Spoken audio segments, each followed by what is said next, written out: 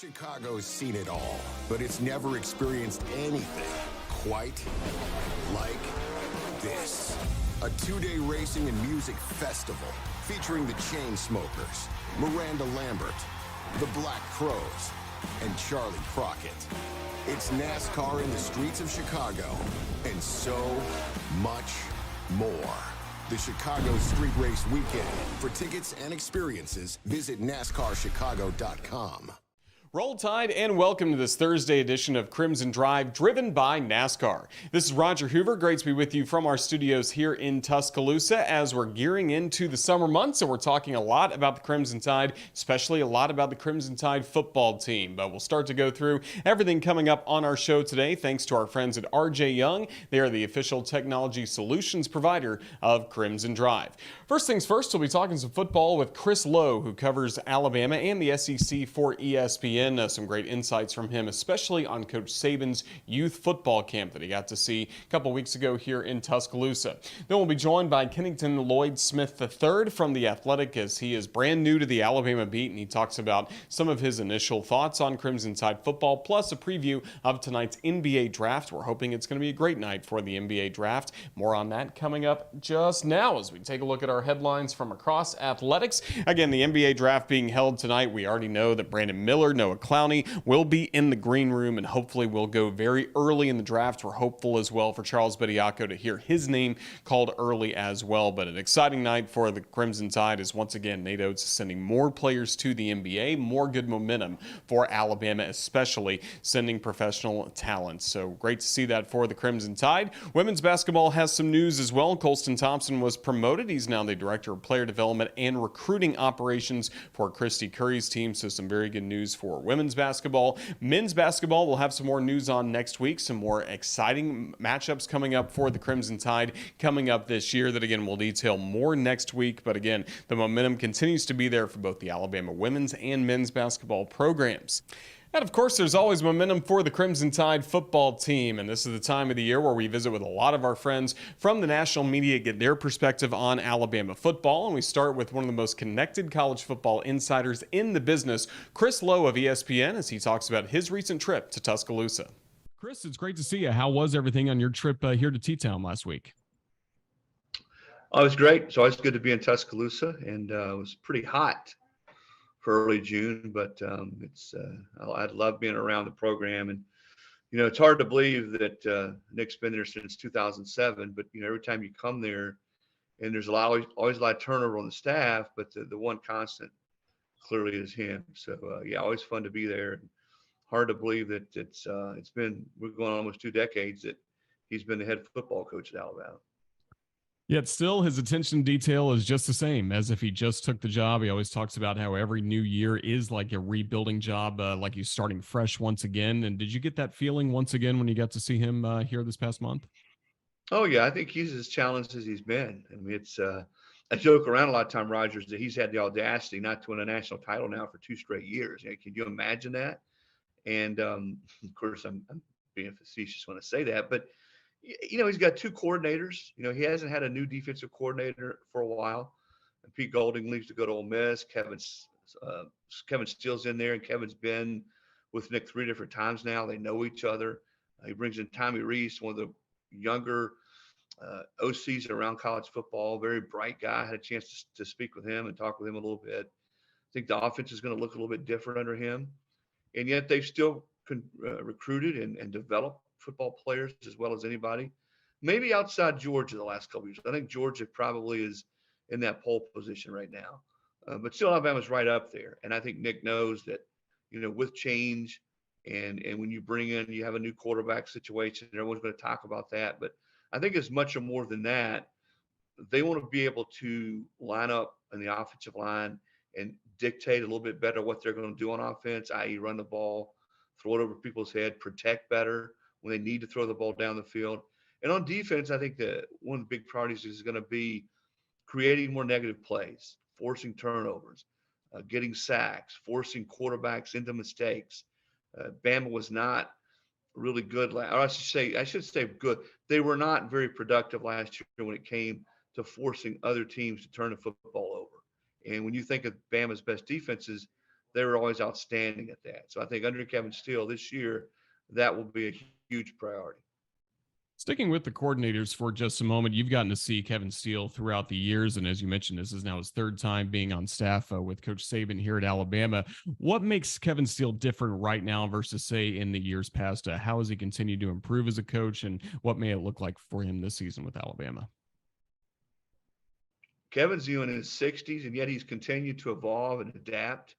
Some guys, when they have coached as long as Kevin has, they're just not able to do that. You know, he's coached at so many different places under so many legendary coaches, different systems, coaches with different approaches. He's been in the SEC. He's recruited in the SEC forever. When Nick was looking for a DC and Golding went to Ole Miss, I always felt like Kevin Steele would be right there at the top of the list. And, you know, there's a familiarity between those two.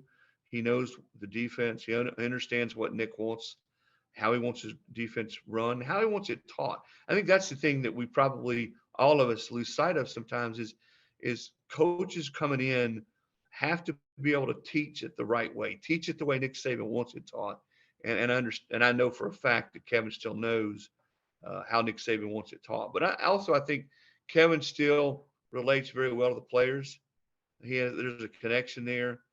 He can be tough, but I think he's also a guy that they trust and a guy that can come to with different situations. And he's going to be very honest with them. You know, players at the SEC level, you can't BS them. They want to be told how it is, what they need to do, how they need to improve on, what they need to improve on. And certainly Kevin is that kind of coach. And then on the offensive side of the ball, a little bit on the younger spectrum, Tommy Rees comes in full of energy from Notre Dame. What'd you like about getting to speak with him about his new opportunity here at Alabama? You know, Nick talked to several people for that OC job. He talked to Grubb out at Washington. He talked to several guys on staff. I know Derek Dooley was the guy he talked with. You know, Derek has been in the pros and been a head coach, and there were others. I mean, he had a conversation with Dan Mullen when he was out in L.A. doing the TV work with the national championship game. But ultimately, when he sat down with Tommy Rees, he really liked Tommy's vision, what he wanted to do, how he wanted to do it. You know, he's one of the best. When he brings in coaches for interviews, man, you get on that whiteboard and you talk ball and you talk X's and O's, and you talk situations and strategy and what you're looking for. And he does that with everybody. I know when Tommy got in there, he was really impressive in his interview. They ran the football well at Notre Dame. That's something he deeply believes in. And I know that people say, wait a minute, you know, in this day and age, you better be able to throw it. And that doesn't mean that he doesn't want to throw the ball. But when you can run it and you commit to running the football, it opens up so many other things. And I think when you look at Bama with their stable of running backs, I think they'll be very deep at running back. I think they'll go 3 or 4 deep. They're not going to have a quarterback who's been real experienced throwing the football. So you better be able to rely on your offensive line and your offensive backfield to run the football a little bit and not put a lot of pressure on those guys.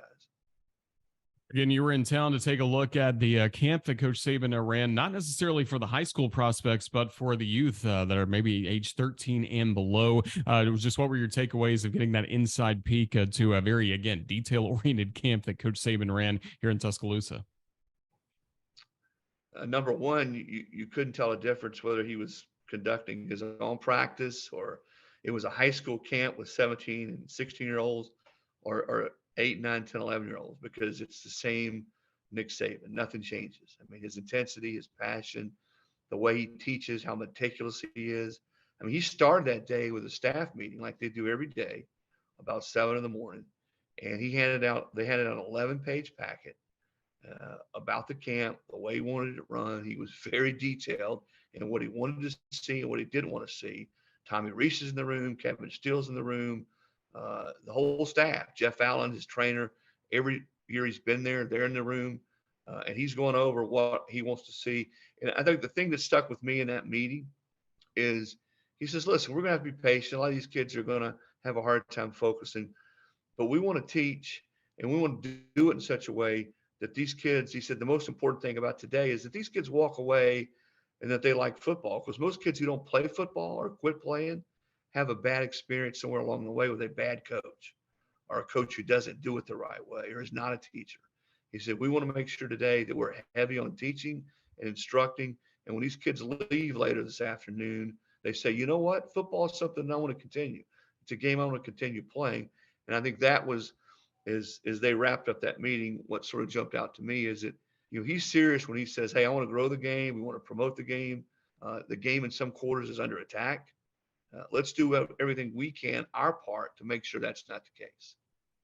Again, a great piece by Chris on ESPN.com, taking that inside look at the youth football camp for Coach Saban here in Tuscaloosa. And Chris, I'll let you go on this. So last week we got to learn the 8-game schedule will still be in place for the 2024 season. The Crimson Tide will continue to play Auburn, still getting that matchup with Tennessee and Knoxville. And then how about the Georgia Bulldogs back on the schedule? Could that be the first of maybe 3 meetings upcoming in 2024 between Alabama and Georgia? What do you think of the 8-game schedule for Alabama? Well, as a football junkie, I love it. And I don't know how much coaches around the conference, i.e. Nick Saban and Kirby Smart, some of these guys, when they look at who all they got to play. But Alabama's got a tough schedule. When you factor in they play at Wisconsin the second week of the season that year, Georgia plays in Tuscaloosa. And listen, they got to go to Tennessee, to Oklahoma, and to LSU. And remember, Nick a few weeks ago said, listen, I don't know that I'm on board with a 9-game schedule if we got to play – if our permanent foes are Auburn, LSU, and Tennessee. Well, you look at 24 now, I'm not so sure that what they got in their 24 schedule was not harder than that, because I don't think he was banking on Georgia being on the schedule. But no, I'm glad to see the 2 juggernauts in the league playing in the regular season. I think this is only the fifth time in the last 2 decades. I think fans want to see more games within the league against the best teams. They want to see teams play more often. And the 24 season, Roger, is not going to be for the faint of heart for fans or coaches or staff members, because I don't really see what I would call any easy schedules that year. It's going to be exciting, as well as the 2023 season that's just around the corner, and Chris Lowe will be covering it for ESPN. And Chris, thank you so much for your time this week with us here on the Crimson Tide Sports Network, and look forward to talking to you again down the road. Thank you. Yeah, same here. Thanks for having me, guys.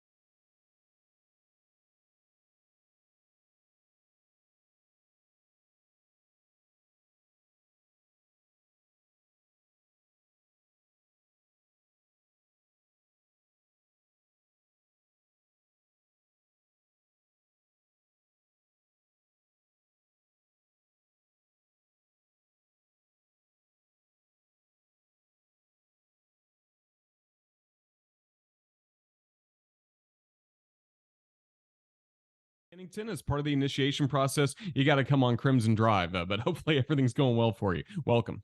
Yeah, for sure. I appreciate being on. Everything has been going well. It's been maybe like 5-6 weeks since I've been in the Tuscaloosa area. So I'm just trying to adjust to everything, meet everybody, and put out some good content. So it's been really fun first month, and we're going to have a lot of fun this fall and moving forward. So appreciate you having me on. Yeah, absolutely. We've enjoyed your content so far. And before we even talk about some Crimson Tide athletics, first of all, just tell us about your background and how you ended up at the Athletic. Yeah, so Atlanta, Georgia native, graduated from the University of Georgia and went into journalism from there. Started off covering high school sports in South Carolina in 2019. Was able to do some pretty cool reporting that got me on the Paul Feinbaum Show on the SEC Network a handful of times. And from there, went on to cover Iowa Hawkeyes football and men's basketball for the Des Moines Register for a few years. And now I'm at the Athletics, so covering Alabama, obviously. So been a bit of a whirlwind the last few years, kind of living in a few different places and parts of the country, but sports is my passion, and so is storytelling, and that's kind of what got me to this point. And I hope to tell some great stories about Alabama athletics as well. Certainly glad you're here, and some of the good stories will start tonight for some Crimson Tide players in the NBA draft. You wrote about this earlier in the week in the Athletic, but do you expect this to be a solid night for the Crimson Tide and be well represented at the NBA draft? Yeah, absolutely. I think this night obviously is about the players and their individual accomplishments, but it's an opportunity for schools to kind of showcase themselves to potential recruits at the high school level and through the portal, letting them know that if you want to get to the next level, this is a school that can get you there. And Alabama is starting to enter into that conversation. They're going to have a top 3 pick. Brandon Miller, he's going to be the first one since Antonio McDyess in 1995. And with Noah Clowney, also a projected first-round pick, it could be the first time you see 2 Alabama players in the first round since 1995. And when you think about what Nate Oates is trying to do and the foundation that he's installing in the program, a night like this is extremely significant for him. He can take that on the recruiting trail. He can sell that to high school players. He can sell that to players from the portal as evidence of what he's building at Alabama. So the winning on the court has spoken for itself for the last few years, and now you're starting to see the talent development aspect of it, and it's just another piece of the puzzle in establishing Alabama as potentially a national brand. Absolutely. And I think some fans were a little concerned after seeing some of this talent leave the roster. Also, assistant coaches moving on to some head coaching opportunities. Wasn't sure what it would look like for Coach Oates and the Crimson Tide gearing up for next year, but it seems like Kennington, there is some momentum building, not just with the draft, but also on the recruiting trail and in the transfer portal. Yeah, absolutely. So, there's the expected transfer of Grant Nelson, who's going to fortify that front line. Just like we talked about with Brandon Miller, Noah Clowney, Charles Bediako moving on, there was a gaping hole in that front court needing some depth and some production. So adding him into the mix, and then with Jaron Stevenson's announcement yesterday to go into the state of North Carolina, win a head-to-head battle with a blue blood like North Carolina, and knowing that he's an in-state native was a huge recruiting win. But he's going to come in as a reclassified athlete and fortify that front line as well. So you have to give Coach Oates some credit. I think there was a doubt about the potential front court and the talent on the roster, like you said, and what it was going to look like, and he immediately fortified it. So I think it's just again more evidence of how great of a coach he is and how he's willing to adapt and adjust on the fly to make sure that the roster is perennially competitive and staying at the top of the SEC, which, as we know, is going to get a little bit more difficult here soon with Texas and Oklahoma entering into the mix. But, Nate Oates has done a great job in these first few years. And I think what he's kind of done the last few months, adding talent to the roster, is just another sign that, Alabama is going to remain competitive at the top of the SEC. Of course, you've been covering basketball, as we've talked about, also a lot of baseball and softball over the last few weeks. But here in Alabama, a lot of times the focus is football. And as you start to get your legs under you in this beat, just what are some of the main storylines you're following this summer for the Crimson Tide football team? Yeah, right now, especially in the summer months where there's not, full-on practices.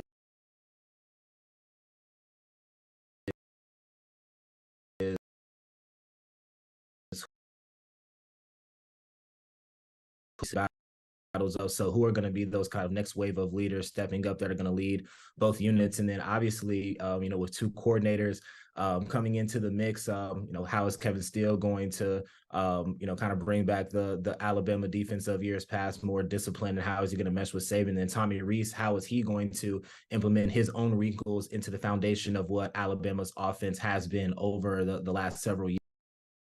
So kind of the things that I'm going to be looking for, and I think the position battles are more so going to be settled in the fall camp. But right now, who are the leaders who are emerging, and how are new players adjusting to the system, and kind of what are each coordinator doing in their respective rooms to make sure that players are comfortable and that they can hit the ground running in August. Of course, in 2024, there will still be 8 SEC games that are played. Did anything really surprise you about the matchups we learned about last week that the Crimson Tide will have on the schedule in 2024? Yeah, I think just across the board, it's really jarring when you look at it on paper, how difficult each schedule is going to be. When you look at Alabama's schedule, I mean, they're going to play Oklahoma, which is a traditional blue blood, and you've got to think under Venables are going to be improved going into year 3. They have Georgia on the schedule. They have LSU on the schedule. They're going to go at Wisconsin. So really difficult schedule for Alabama. I don't think there's going to be a question of schedule difficulty when it comes down to the end of the season when you're deciding for the playoffs. So that was the big thing that stuck out to me. And I think it's just going to be a really exciting time for the SEC. So just kind of gear up, fans. It's always been hard to win the SEC, but I think the path to winning the SEC and getting yourself in kind of like those top seeds is only going to get harder. So, that's just going to be the latest challenge for Nick Saban and the program remaining on top of the sport is more difficult schedules. But I know that that's something that, he's not shying away from at all. No, it certainly isn't. And again, he's not shying away from competition, even looking at this team, adding Tyler Buckner from the transfer portal from Notre Dame. You got to report some on what he did in his time with the Fighting Irish and what he maybe could do for the Crimson Tide. What'd you learn about Tyler Buckner? Yeah, I think that he's somebody just on the surface, somebody who kind of fits very well into the room in terms of what each quarterback already has. He's a mobile guy, somebody that Tommy Rees used a lot in the read options and in the RPO. So I think stylistically he fits alongside Milroe and Ty Simpson, who are also mobile as well. There's obviously some familiarity with how Tommy Rees likes to operate. Again, this is Alabama's offense, and Tommy Rees is going to have to add his wrinkles into it. But I think from a familiarity standpoint, Tyler Buckner is going to come in and be able to kind of insert himself into the competition right away. So the tools are there. Injury history has kind of derailed him a bit. He was injured a bit in high school, missed a year with COVID, and then only played in a few games last year in Notre Dame because of injuries. So he needs more reps. I think that the skeleton is there for a potential starting quarterback, but he just has to stay on the field and continue to develop. So I think it's a welcomed addition to the room, and I think it's going to be a very compelling competition between those three this fall. Well, a moment ago, we talked about some of the storylines you're following for this Crimson Tide football team as we go along in the summer. And as we start to wrap things up, any special projects or fun things you're working on maybe before SEC Media Days that our fans could enjoy from either you or some of your colleagues with The Athletic? Yeah, for sure. I mean, I think for me, one thing that I'm really interested in is Tommy Rees as an entity and how he has risen so quickly through the coaching ranks to the point where he is 30 years old, and Nick Saban could have hired anybody for this position. I mean, the offensive coordinator position at Alabama is one of the best jobs in football, period, at any level. So going a little bit behind the curtain and trying to learn about as much as Tommy Rees as I can, and who he was as a player, who he is as a coach, and kind of how he's risen to this point is something that I think fans are going to be interested in reading, and I'm excited to kind of put that out, sometime around SEC Media Days, like you said. So that's kind of like my first big project, and hopefully will be a coming out party for me on the beat. That sounds good. Well, Kennington Lloyd Smith III, thank you so much for joining us for the first time, and certainly not the last time here on the Crimson Tide Sports Network, but we look forward to reading your work. And again, thank you for your time today. Yeah, absolutely. Thank you so much for having me. And Chicago's seen it all, but it's never experienced anything quite like this. The Chicago Street Race Weekend. For tickets and experiences, visit NASCARChicago.com.